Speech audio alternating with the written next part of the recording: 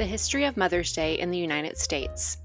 Mother's Day, a day to honor and celebrate mothers and motherhood, is a beloved holiday observed in many countries around the world, with over 50 countries currently celebrating the holiday each year. The concept of honoring motherhood dates back to ancient civilizations where festivals dedicated to maternal figures and goddesses were common. As Christianity spread, celebrations honoring the Virgin Mary, the mother of Jesus, became prevalent. In the 17th century, England celebrated Mothering Sunday, a Christian holiday held on the fourth Sunday of Lent, where people returned to their mother church and presented gifts to their mothers. The origins of Mother's Day in the United States can be traced back to the 19th century, with early advocates championing the cause of honoring mothers and promoting peace. One of the earliest proponents of a day honoring mothers in the United States was Julia Ward Howe, an abolitionist and suffragist best known for writing the Battle Hymn of the Republic. In 1870, following the devastation of the Civil War, Howe penned the Mother's Day Proclamation, calling for mothers to come together and promote peace and disarmament.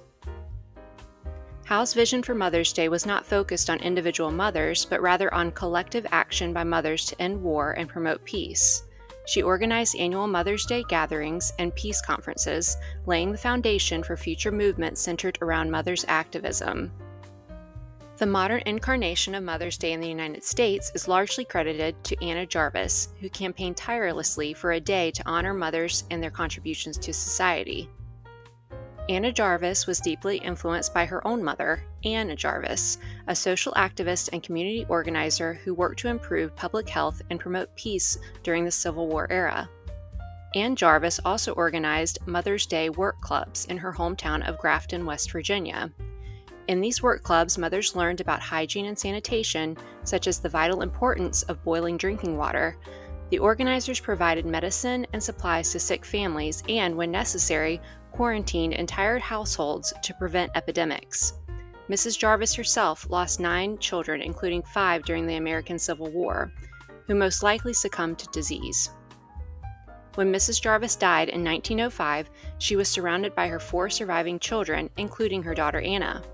Ann Jarvis promised to continue her mother's legacy, though her approach to celebrate Mother's Day differed from her mother's. Mrs. Jarvis wanted to celebrate the work done by mothers to improve the lives of others, but Anna's perspective was that of a devoted daughter.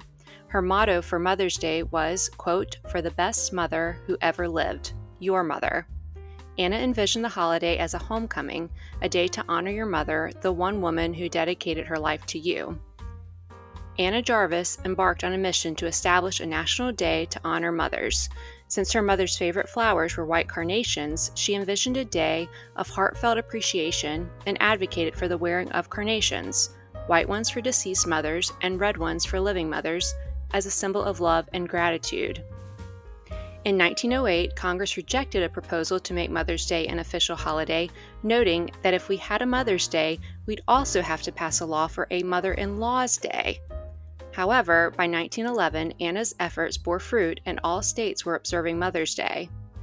In 1914, 58 years before Father's Day became a holiday, President Woodrow Wilson officially proclaimed the second Sunday in May as Mother's Day, a national holiday to honor mothers. The holiday gained widespread popularity, with people across the country embracing the tradition of sending cards, flowers, and gifts to their mothers. As Mother's Day gained commercial success, with florists, card companies, and retailers capitalizing on the holiday, Ann Jarvis became increasingly disillusioned. She believed that the true essence of Mother's Day, a day of sincere appreciation and gratitude, was being overshadowed by commercial interest.